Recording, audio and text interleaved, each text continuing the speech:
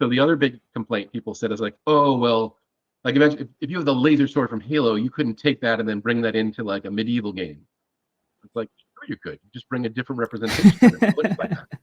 And so we've got like a metadata service where on the URI, you can do like /fantasy, and you could have that, or /8-bit if you wanted to bring it to an old school arcade game. And so you'll be able to do things like that. So there's a whole bunch of things there where we're sort of trying to free up and solve a bunch of problems that folks said were there. And we're really excited to have folks see it in Shrapnel. And then I'm just excited to hear what people want to do with it in their own games, which sometimes are things we hadn't really thought about. GM, so just a quick one before we get started. So Still Early is a podcast for educational and informational purposes only and should not be considered as financial advice. Any investment decision you should make should be based on your own research and your own understanding of the risks involved. So yeah, that's it from me. Let's get on with the show.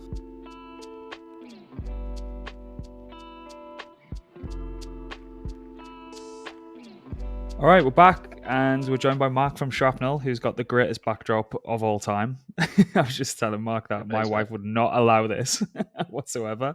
He's telling us an interesting story around COVID and how he's ended up with this. But Marc, thanks so much for joining us. And can you also just fill the listeners and viewers in on the backdrop, because it is absolutely incredible. Yeah, you bet. So before I was at Shrapnel, I was at Microsoft for a long time and I was on the road a lot. And during COVID, I just wasn't traveling. And so my wife said, you need a hobby. And so I got like one of these machines and started to rebuild the insides and things like that. And then very quickly, it became a bit of a problem. So I ended up building and refacing and reskinning a bunch of these things. So there's a game of every genre in here. You can't see it. We've got pinball over there. We've got Dragon's Lair, Star Wars, Street Fighter, Pac-Man, the old school games, and Terminator. And I was just showing off. There's a project I got going on right now where these two big guns, like from Aliens, we've got a new gun game thing that I'm working on. But so I've been working on that since COVID, and it's just been a lot of fun. And it was really great. Now that I'm at a game, that was before I was in a game company, and so I had a bit of a cookout over the summer. It was great seeing this place all filled up with folks from the studio, and I've got a lot of each of these has a lot of other older games on it, so people could go back and play that game. There's nothing more fun. It's like, hey, when I was a kid, I went to like 7-Eleven and there's this arcade game out front. I don't know if you have it, and I almost always have it. So it's fun just to see them like reconnect with their childhood and stuff like that. So it's a bunch of fun. Yeah, that's amazing. That's amazing. So I suppose you can't switch off. Even if you're trying to get away from work, you're stuck in this gaming layer. So that's amazing. But well, listen, I tell people I get to work at a place where we make video games and comic books. Like, it really is not like hard. Like, coolest job of all time. Yeah. Yeah. So me and the team have been extremely impressed of what we've kind of seen coming out of the Shrapnel camp. Dan and Jerry are completely blown away and have turned into little children about this. They just won't shut up talking about it. And Dan was a little bit hurt that he's based on UK time, so couldn't join us. So hopefully this episode will do it justice and he'll be able to get some enjoyment out of it. But before we get into Shrapnel, I'd love to I know you touched upon Microsoft a little bit there, but I'd love to just hear a little bit about your background, how you've kind of got to this point where you are now with Shrapnel, and then we can start getting into the product, because it's there's so much to unpack there. I think it's going to be a good episode.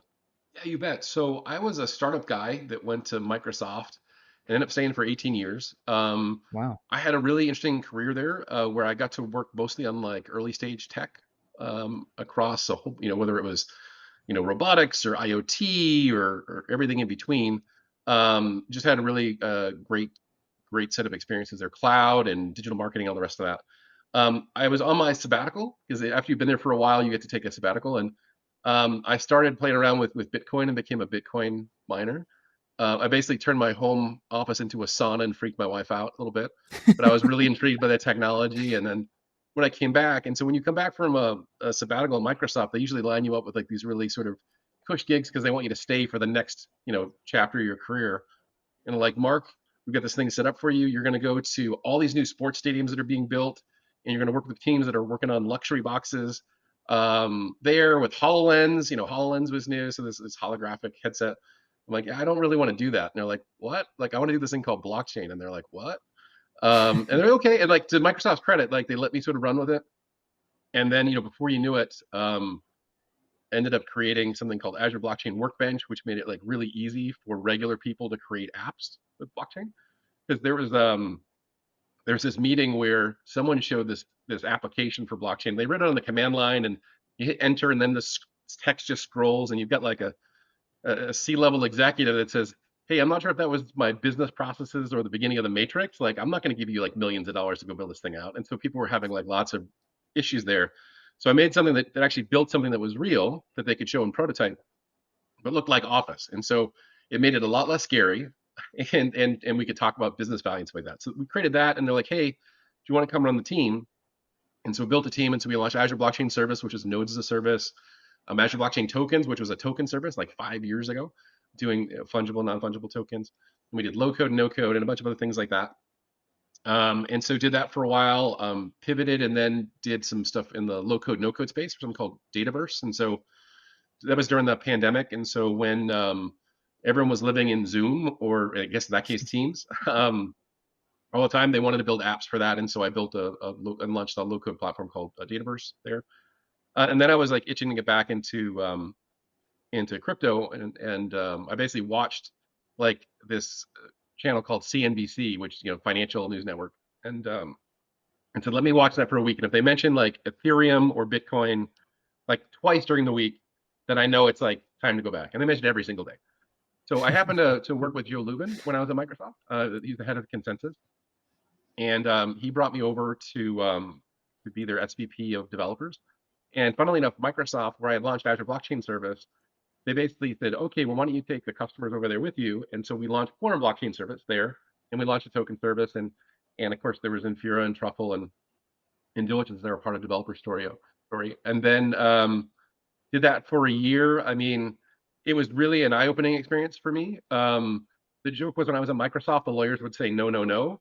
And Joe is a visionary, and so Joe would say go, go, go, and really sort of push the envelope in the other direction.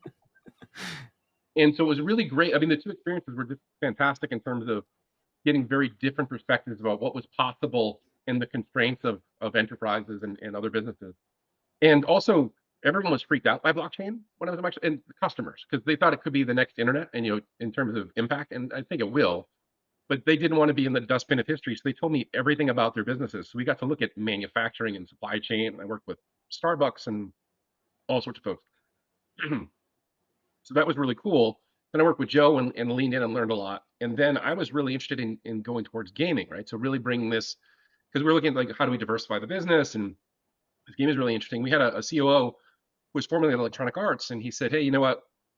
Really interesting, but people aren't going to trust existing IP, which is worth like hundreds of millions of dollars, to Web3 to get started. And that was largely the case. And then I got cold called by Shrapnel, and they said, hey, just grab a water real quick if you don't mind. Yeah, Sorry. no problem. All right. So Shrapnel reached out and said, hey, we've got this new IP with this team that's built tons of great games. Would you like to come and work with us on blockchain? I was like, okay. So the one thing that I couldn't do in the place I'm in right now, you guys could reach out. And we're about to launch a new service. And I was like, I can go now, but I talked to the team, and then I ended up signing before I left the parking lot. Just so impressed with who they were, what their background was, and really like the opportunity. I thought that you ever see that thing for Reese's peanut butter cups, like chocolate and peanut butter just together could make something really awesome. So, and I've been here and just hit the ground running ever since. Yeah, that's amazing. That's a great pedigree and a great backstory, and it's always amazing that I think from the outside looking in, a lot of people would perceive everyone who came from a similar sort of background to yourself, or has been in like some of these large kind of tech companies, they'd always just pursue that avenue and wouldn't be kind of brought over to this side. But I know there's a lot of keen interest from people who want to dip their toes in, and then like as soon as they come in, that they're all in.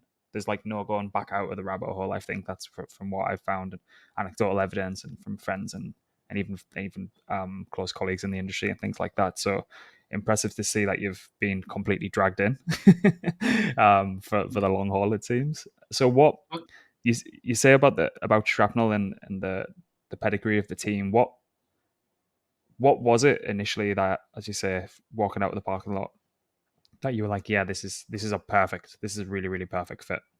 Was it the vision? Was it the team? Was it all of the above? It really was a combination of all the above, right? So I've been in the Web3 space for a while. There's lots of interesting characters, I think is the polite way of putting it, in the space. Um, Sometimes you get people who have a great idea for how to use the Web3 technology, but not necessarily aren't storytellers, and don't have gaming experience. And you've got people that are great storytellers, but don't necessarily understand the technology. And so you really are sort of challenged to find someone who's going to be able to execute on something that's interesting that people want to go and do. And there's also, a category of people that are just like, hey, I want to cash in on Web3, and like, how can I maximize that? So this team had the pedigree. They built some of the games that I loved, right? Like Halo, BioShock, Call of Duty, even titles like Plants vs. Zombies. It's like an amazing lunchtime discussion where you're chatting with someone. It's like, oh, when I was working on this title, like, oh, Ghost of Tsushima, that was an amazing game. It's really kind of wild, the expertise they have in just building great stories and games. The other thing is just the way that they looked at it. They're creators at heart, so it really was really all about creators. It wasn't about a cash grab. It was, hey, we can enable people to create, buy, sell, trade, own, and have agency with the assets that they build. It wasn't about, and so Don Norbury, who's our head of studio, he has a great expression, a great way he talks about it. You think about, like, there's certain technologies like when multiplayer came with Xbox Live with Halo 2, right? Like, it was really about hey, what does this thing enable me to go do? Like, I can play with more people. It's not like, hey, let's talk about a network. Like, let's talk about networking, right? And so it wasn't technology first.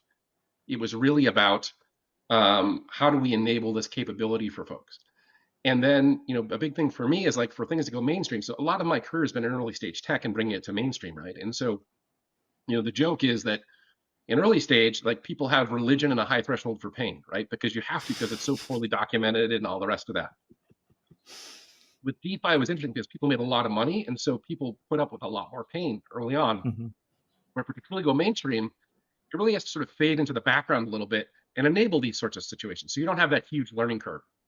I call it like the alphabet soup of Web3, right? So you have to learn about EIPs and ERCs and ZK and all sorts of other interesting things.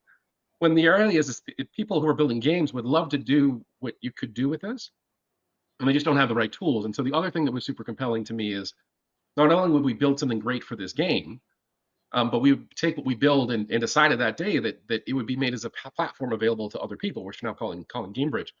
Because a lot of my career is taking stuff that's difficult and then building platforms and tools to make it easy for people. And so, like, one of my big motivations, like, anybody with an idea should be able to go and do something here. And so if you got a game developer, like, the learning curve is like vertical for Web3, Mm. right? In some games, especially like AAA games, are like 2 years of development. And so how do you let people focus, what they call focus on the fun in the games industry, and enable the capability without being distracted? Because a lot of people wouldn't try because it was so hard. And the ones that would, excuse me, would often fail. Yeah, makes a lot of sense. So, can you give, for people who haven't came across it yet, I'd highly encourage everyone to go and search it on the socials on the website. But can you give us, like, just set the scene what Shrapnel is, and just like a high level, and what people can come to expect from Shrapnel at the point it is now? Yeah, I mean, we've had a chance to demo it now a few times in public at conferences, and been really excited about the response that we've had. It's what's called a first-person extraction shooter. And so what that means is, if we go into a match and you shoot me and you take my stuff, you get to keep it. You can sell it in the marketplace. You can do whatever you want with it. So the stakes are real, and so that's a lot of fun to watch. And so I'll never forget, at the Game Developers Conference earlier this year, first time we'd shown it like publicly and let people just come up and play it. And not only did people love playing it, they loved watching it, right? So it's a great first person shooter. The extraction element is there, and then when you layer in the ability to do, to bring these assets in and extract them out, and then you can sell them in the marketplace and things like that, is super compelling. There's lots of really interesting stuff that the game has got coming for the early access in December. By the way, if folks are interested, go to Epic's Games. You can wish list right now. But it really is it's a great, Unreal 5 caliber game, and so it is a great game that enables, the ability for you to create, buy, sell, trade, and have agency with your content, and then also do it in a way that just is the Web3 pieces are just sort of in the background, and if you want to see them, you can. So you'll have a wallet that's provisioned for you automatically, but you can also bring in your non-custodial wallet, and we check ownership events, and we'll give you entitlements and access to things. It's really pretty cool. But I think in general, people have a great time playing a great game, and then ownership is what you would expect it to be, but not necessarily what's been delivered in the past. Yeah, I think this is such an important aspect of it, and I think I was speaking to the guys from Privy last week. So these are the guys that have provided like the infrastructure for enabling kind of like friend tech and a lot of these social apps that are coming online now. And I was just saying, like, how come we've basically speed run all of financial history and got to a point where DeFi is this ultra complex beast, but UI and UX onboarding is just completely left in the dust and is like in its very nascent stages, and it's like worlds apart, and I can't wrap my head around it. So when I see something that let's make let's make something like people actually want to play, which is really like a 5-star game, and then as you say, if you want to abstract away the complexity that enables the ownership and the underlying blockchain technology, that's great. But we shouldn't be forcing technology down people's throats first. If you can completely abstract that away, which I think you guys have really, really focused on, I think that's the way we kind of push through out of this little echo chamber of people that are in the kind of crypto space at the minute. I don't know if you have any kind of thoughts on that. Yeah, I mean, so the phrase I use is meet people where they are. I mean, the Mm-hmm. thing is that I'm clearly all in on Web3, right? Yep. And I've had the good fortune of being through like multiple technology waves of how do you get people to how do you get the technology that you love to the mainstream in a way that like people can see the vision that you have as someone who's in early on, right? And so the key thing is that you really just you make it as easy as possible on the onboarding. When there has to be friction, it has to be fair and reasonable in terms of different things you might have to go do. But the same thing is that for people that really love the technology, make sure that they can understand what's there. I mean, this is one of the actually this is the most advanced system that I've ever built and probably have ever seen, right? And so we're in for the Web3 folks that are listening, it's like, hey, but I love my Web3. Like, just so everyone knows, like this is bringing a subnet with digital assets that are basically they're composite NFTs, and so you can have a weapon, and that weapon can have 4 different parts that are each NFTs, and you can have skins that can be applied to those. You can have those skins. Skins, by the way, are also NFTs, and those skins can be comprised of stickers we call insignias, and we've got like royalties that are paid out throughout. And then all those assets are bridged, so you can bring them to other chains. And so on the Web3 side, it is very, very advanced in terms of what we're doing. So if you love that, that's great. But if you don't, it's totally invisible. You can check on the chain, you can see all this, the magic is happening. But it really has brought a lot of the experiences I had to Microsoft to bear. And it's really kind of fascinating when you think about it. So we think about it, it's a game, but it's manufacturing. We got to make these weapons. It's distribution, it's provenance, it's commerce. We're selling things in a marketplace, and we're selling things on chain and the rest of that. And so you really have all these different industries that are really represented because you're building a world in games. And so if you're a Web3 person, I think we'll start talking more about all the things that we've done and the different areas we've hit, which are great. But you also have this ability to bring this to mainstream folks. It's really easy. And the best thing is that these are not necessarily new concepts in this domain for folks, right? Like they don't need to understand anything than beyond what they know right now is, hey, I buy V-Bucks or Robux and they go into a wallet and I spend them, except you don't actually get to own the things that you bought. Like one of the stories I always tell is I've got a son and he was really big into Fortnite when it first came out. He was a little young to get started, like below their age limit. So he used my account. He bought like tons of skins and he wanted to, he became of age, he could get his own account. It's like, can we just transfer those skins over? And it's like, no, you can't. Like, why can't we do that? It's like, oh, it just doesn't work that way. Like, well, that's lame. So he's going to buy these things again, which wasn't great. And so in that same year, there was a deal where Samsung came out with the Galaxy Note, which was their newest phone at the time. If you bought this new $1,000 phone, you got the Galaxy skin, which was like super rare and whatnot. I just bought a phone. So my son was like, Dad, can I have it? It's Christmas and blah, blah. I'm like, $1,000. I'm not going to buy a phone just for skin. But I worked in Microsoft at the time, and I found, and the nice thing about Microsoft is that people are always buying new tech. I'm like, I'm confident I can find someone who bought this thing that doesn't know anything about Fortnite. And so I did. And he was willing to sell it to me, which was great. But to actually do that sale I had to meet him in a bagel shop just outside of Seattle. He had to hand me his phone. I had to log into his phone with the credentials, give him $50. Then it recognized it. Then I gave him his phone back, and then we had the skin.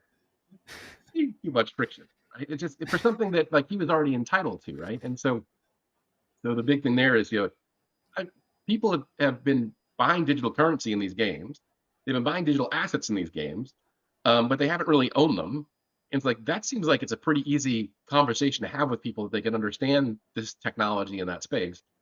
You're also hitting all these different industries, like so people can then say, "Oh, well, you're doing manufacturing, you're doing finance, you're doing commerce, you're doing supply chain, and all the rest of these things here." So it's kind of interesting, the sort of storytelling that people could then say and talk about in their daily lives, right, as a reference point.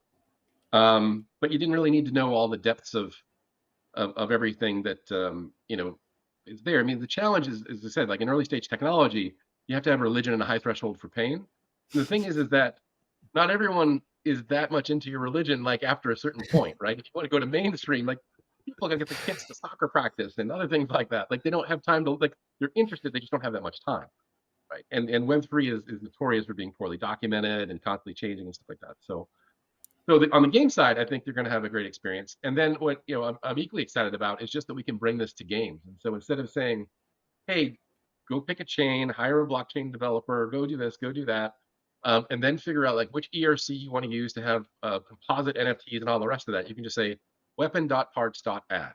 It's really simple, right? And so if you remove, what I've seen again and again at Microsoft, like their big thing was about like how do you democratize access to technology, just make it easy for a broad group of people. um, like to me, that just sort of got hammered into me when I was there, and just really excited that we can now do this for game development. And when I was there, it was always about let's build these things so anybody can use them for anything. And now it's like you can go super deep on gaming, and so we can just really sort of some fun stuff. What was great here is that when I met the team, like, these are folks that have pushed the envelopes in your favorite games for years, right? And I got to say like, hey, don't worry about like what you can do with NFTs today. Like, tell me what it is you'd like to go do. We spent a lot of time and just workshopping like how we could do some of the things they wanted to go do. And I think the Web3 folks, when we start talking about that, they're going to be excited about it. And then on the game side, like we've already had lots of games say like, I want that. I don't want to build that. I want to focus on the fun. Like, take my money, please, right? And so we're eager to start bringing games on board for Gamebridge soon as well. How much of an unlock is it for the gaming community that have had to put up with like similar sort of anecdotes to the bagel shop analogy that the anecdote that you just said? Are they aware that there's hurdles with the current kind of setup? Are they warm to the idea of everything moving over to something that looks like what you guys are building? Like, how much of a big unlock is that? And like, are people aware that it's on the horizon? Is there a movement towards it? Like, what are you guys kind of seeing from your vantage point? Yeah, so I think the thing that I keep hearing consistently is like, if it's that easy, like where do I sign up, right? I mean, it's a Yeah, combination of one, it's hard to do. Like those who have tried have failed. There's how do we talk about this in a way? And so the challenge is a lot of people are like, hey, let's talk about NFTs, and depending on where you are in the gaming world, that may have a different connotation. But if you have a discussion about like, okay, let's not talk about technology, but when you buy currency for a game and you create assets for a game, do you want to get paid for them? And do you want to really own that people buy them actually get to own them? Well, of course. Why wouldn't you want that? Okay, then we've got technology that can help. And so I saw the same thing with Microsoft when I was working with folks in all these different industries. It's like as soon as you stop talking about blockchain, you started solving yeah. problems. Like it was a very easy thing to go solve. And the next thing is like, how can I do that without having to go find specialized talent? And because it's not just that you've got to build smart contracts, you've got to figure out like how do you handle things like constructive receipt? Like if someone wins something, like how do they use it? Do they have to take ownership of it? And like how do you look at like regulatory issues and a whole bunch of these? So and how do you convert like fiat, your traditional money into game currency and things like that? And so there's a lot of really interesting challenges there that cross a couple different domains, right?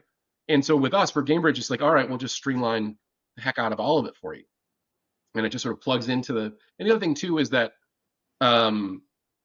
if you see, there are some other gaming SDKs and things like that that are out there today, But the reality is they're built by Web3 people, not without necessarily being built with a game. And so there's lots of, like, as I found, like, there's just a lot of nuance and the things you need to think about when you're doing this for a game. And it's not just a game, it's because we have a game and then we have our Foundry tools, which are, creating your stickers and skins right now and maps later. And then a marketplace like a mini eBay. And so understanding, like, not just, hey, here's how you go build a thing, but here's how you build something that people actually want to use and change up and interact and craft with, crafting and stuff like that. And then how do you enable them to sell that and then bring it across multiple chains? It really, building a AAA game with folks that are sort of pushing the envelope on what they want to do with it really forces you to really spend a lot of time to do a lot more than what is traditionally like, hey, we'll just make this gun an NFT, or we'll just do a profile picture, which, because of the friction and the cost and things like that, that's what a lot of people would sort of stop at. But if you can say, well, no, we can take all the effort that we spent, over a year, just with over a year now with just me here, just working through some of these aspects on the Web3 side, and that doesn't count the staff we've got and the contractors and consultants we've brought in over the year. That you basically get all that for relatively low cost to just go get started, and you can be 95% faster and 95% less expensive than it would have cost you. Like it's a much easier value proposition for folks to sort of jump on than it might have been. How is the kind of partnership or building in or around the Avalanche ecosystem been, and how important has Subnet's been to enabling what Shrapnel has been building? Yeah, so I would say that yeah, I'll tell you a funny story about that, right? And so when I was at Microsoft, I was at ConsenSys. I didn't really work a lot with Avalanche. Like, there were other chains that I was much more familiar with, I'd gone really deep on. And so, but the company had already been talking to Avalanche. And so, honestly, I was ready to, like, say, well, why aren't we using these other guys? But then I spent time looking at the tech and talking to the team. I'm like, oh, what? Oh, that's really thoughtful. Oh, Mhm. that was, and so it was like, oh, so this was tech that was actually built and set up with a lot of nuance and understanding in terms of the configurability that was available.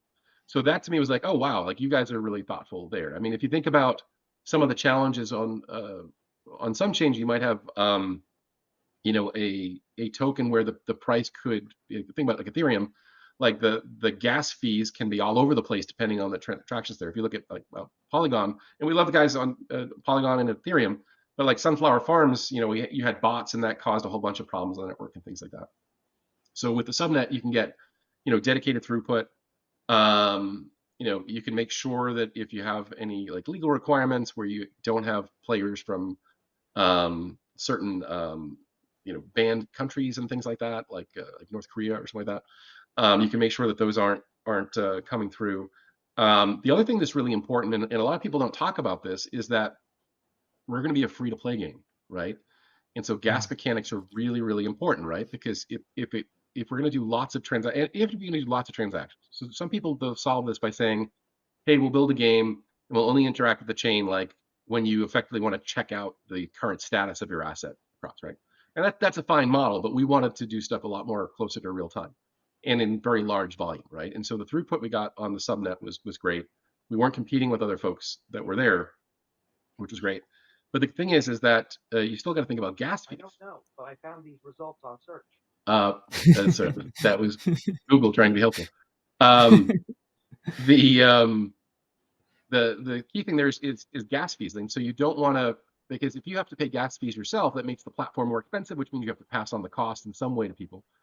And so I spent a bunch of time looking at the gas mechanics, talked with RVCs and said, hey, I think we need to do this a little bit differently. Talked to the folks at Avalanche and also the folks at Layer Zero who help us with bridging. And said, I think we need to do this a different way. I think what we need to do is divorce the gas token from the utility token. And so normally if you have, like, Polygon, you've got Matic, and for Ethereum, you've got Ether and things like that. And for Avalanche, you've got AVAX. And we said, well, we should have a gas token that we could print an infinite supply of. We call it Shrap Gas. That's done by the Argonne Foundation that we're working with. And so that allows us to have the gas fees effectively be free, right? And then Shrap as a utility token, and we've worked it so we can have Shrap is being leveraged to use for buying things and getting paid for things inside of the game. It's also used to pay for bridging assets to other chains as well. And so we can now do a free to play game at that level of scale with the cost mechanics that make sense for folks. Because the biggest challenge is that what you don't want to do, if you want to be able to write to the chain a lot, if the gas prices are all over the place or congestion is a problem for you, you really can't depend on what's there, and you have to take a different approach, which is viable for a lot of games, which is just, hey, I'm going to just update every once. So like if you manually say go and check out or something like that, that'll work for folks. But for us, the subnet approach with bridging was great. So we could have all the things that we wanted, but if you got an asset that was now worth $150,000, like some of these CS:GO assets, and you wanted to go get a loan on an apartment with a DeFi protocol on Ethereum, you could bridge it over to Ethereum or bridge over to Avalanche, these other chains, and you have a little portability with it. Also, if you had someone who was building games and those games only knew how to speak to assets on those protocols and those networks, you'd have the ability to go do that. And so you really have like ownership and agency for your assets, which was cool. The other thing we found too is that, and I saw the same thing in cloud. Like people always tell you like why things can't go there, right? And so like, oh, well, you can't do multi-chain or multi-game because of foo. It's like, all right. So I started showing people. I was at Avalanche Summit last year. We took our insignias and our stickers. I'm like, well, if you're a sticker creator, you can take your skin to a bunch of different games. And I showed something like in a first-person shooter ARMS, an extraction shooter in ARMS. I showed it on the back of cards in a blackjack game, and on a snowboard in like a casual like snowboarding game. It's like, no, you can actually go do that. That's amazing. And we ended up creating our own metadata service. And so you can actually specify different genres. You can have variants of your metadata. So the other big complaint people said is like, oh, well, like imagine if you have the laser sword from Halo, you couldn't take that and then bring that into like a medieval game. It's like, sure you could. You just bring a different representation that looks like that. And so we've got like a metadata service where on the URI, you can do like /fantasy, and you could have that, or /8-bit if you wanted to bring it to an old school arcade game.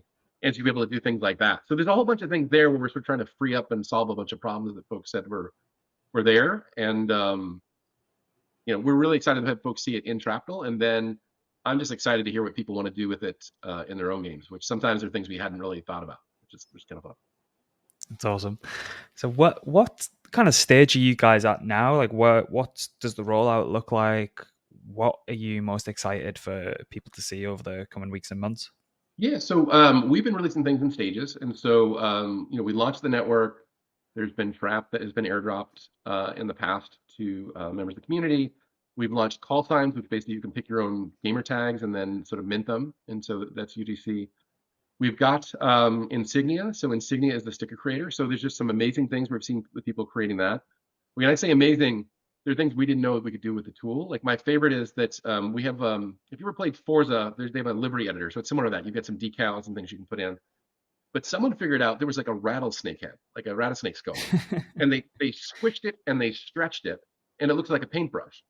And then like one day we see someone has put through this insignia that looks like a painting of the film The Lion King. And they've only continued to like blow us away from there. So we'll be lighting up the ability to mint those near term, and marketplace and other things like that. And so we'll continue, and we have early access we talked about publicly in December for the game. And so we'll have some fun stuff that's there for that. The stuff that I'm really excited about is just allowing people to create and own and monetize their stuff in a way they really, really own it. Where I really nerd out on like the Web3 stuff is just these composite NFTs and doing that at scale, and some of the things that we're doing under the covers to enable all this is it's been a lot of tough problem solving, but the key thing is if you can take something tough and make it simple or invisible, like to me that's a big win. So I think we're there, and you'll start seeing that rolling out over the next couple of months with more and more capabilities in the game. And then of course people getting to play the game. Like I have the good fortune that we have play tests, and so I get to play it and see all the stuff as it's going through. But the game team's working on some amazing stuff. And so for me, it's just people having fun with the game, knowing that like the Web3 technology we're building is really permeating through like every experience that we've got. And then tell people like, oh, well, you're heavily involved in Web3 right now. You're doing commerce, you're doing, exchanges and trades and other things like that. You just don't realize it. And that, to me, when people realize like, oh, well, that's not so scary, like, because right now you have people that fear monger in a whole bunch of different ways around Web3, but as soon as people like see it and get their hands on it and realize how powerful it is, it's cool. And the thing that gets me most excited is not only are we going to have a great game and enable more games, but it's going to help bring this through to the mainstream. Because the things that I saw when I talked to all those companies about like where Web3, what it could really do, I mean, at the end of the day, it delivers, in addition to all the cool stuff we're doing for gaming, it's trust and transparency. And so, we heard stories about how it could bring insurance to people in Africa that can't get it today. Like if there's a weather event, they pull their kids out of school and it's just a really bad situation, or helping people get access to credit. And so, in addition to things that are great for big business, things for like individuals and underserved groups will help out a lot.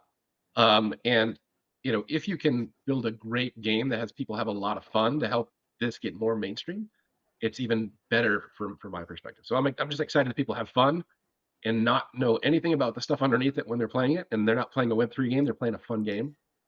And then it really becomes much more mainstream thing. Yeah, 100%. Because I think we got stuck around 18 months ago where there was a lot of quote unquote games, Web3 gaming that came onto the market that was, in my opinion, just DeFi and yield farming with a couple of extra steps in a fancier UI. So, Yeah. And I think that's where there's 2 points. People are so ready for it, and then it's the likes of you guys that are coming onto the market that are finally going to like take us to the place that people have been ready for such a long time. And I think there's still a little bit of scar tissue from that first time around, and people are expecting something like that, and then when they see the likes of Shrapnel, one, they're going to be like, nah, I don't believe it.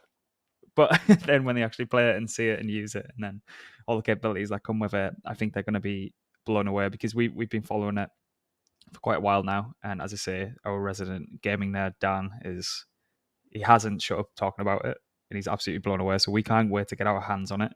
I don't want to push for any timelines or anything, because I know timelines are a curse in this industry and a lot of others as well. But no, we're just super excited to play it, and can't really wait to see what comes next as well. Like as you, will there be additional games that are getting built in house? Are they kind of a distant thought at this moment in time? Like what's the landscape look like for kind of expanding past the first person shooter? So there's nothing I can announce today about any other games that we're doing. I can tell you that our goal is to build a great game and then enable a number of other people, including ourselves, to build great games in addition to Shrapnel. And not just games, but games and experiences and things like that. And we plan to take that to different types of games, different types of genres. And the other thing too is just making sure when you think about enabling more games to be built, it's not just about, hey, you can build, like, you have to have people, the two biggest ingredients is, hey, I have people that know how to build a great game, great storytellers, and understand how to build an engaging game. And I have to have the components of that will allow us to easily integrate these capabilities of Web3. And those are both really important. But the other thing is just making sure that you've got the ability to connect up with the things that game developers actually need. And this is where I think a lot of other like Web3 SDKs and things like that sort of aren't necessarily holistic, in that you have gaming engines, which most people know about. You've got dare I say Unity and Unreal and others that are there. But you also have gaming backends. So you've got your PlayFabs and your Excel bytes and your Pragmas and others in the space. And so there are workflows and tools that people have. And so we're focusing on bringing easy integration with these kits to these backends, as well as popular gaming assets that are out there, so that anyone could go build with this. I mean, that's the other key thing too, right? Is so I wasn't a professional game developer before I came to Shrapnel, but I was a hack game developer. I was the guy on the weekends who would like go and get different. I was using Unity at the time, and would like build out these games, and I would get my game assets and those sorts of things.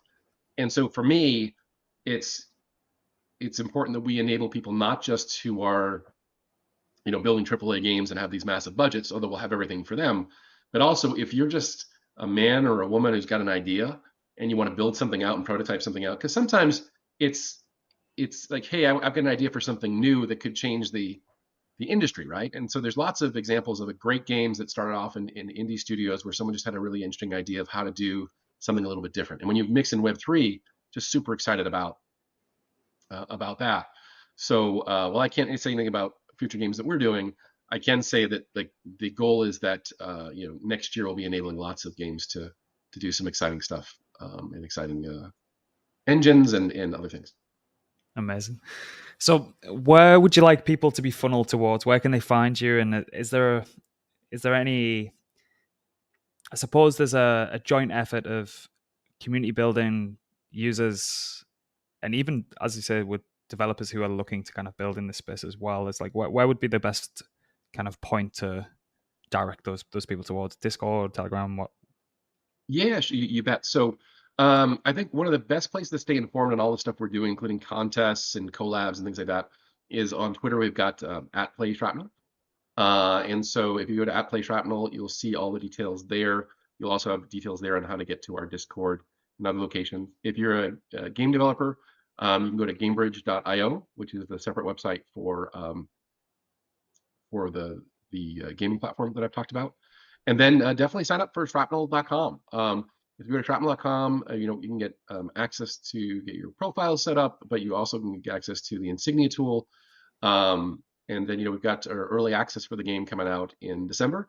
So if you're a gamer, you can go to the Epic Game Store and just search for us, and you can wishlist for us, and you'll see it when it becomes available. Just 11 weeks from when we recorded this, so it's just around the corner, almost 2 months. Awesome. As I say, we can't wait, and hopefully we actually see some work out of Dan when everything goes live, because he might have a habit to just go disappear off in the background and play Shrapnel all hours a day. But so I'll be blaming you, Mark, if that's the case. Well, if he's doing that, I tell you, it's a lot of fun to watch. So even if you're not into the game, hopefully you're into the game, but if you're not, like, watching is a lot of fun. Right, it's been awesome, Mark. Thanks so much for your time. I really, really appreciate it. And as I say, if things roll out and you want to jump back on, if you want to do some demos, and more than happy to do that. Just say the word, and we'll sort something out. But yeah, thanks again for your time. Really appreciate it. Thank you very much. It's been a pleasure, and we've got some cool stuff in the works. So I will take you up on that when we get that next set of demos around.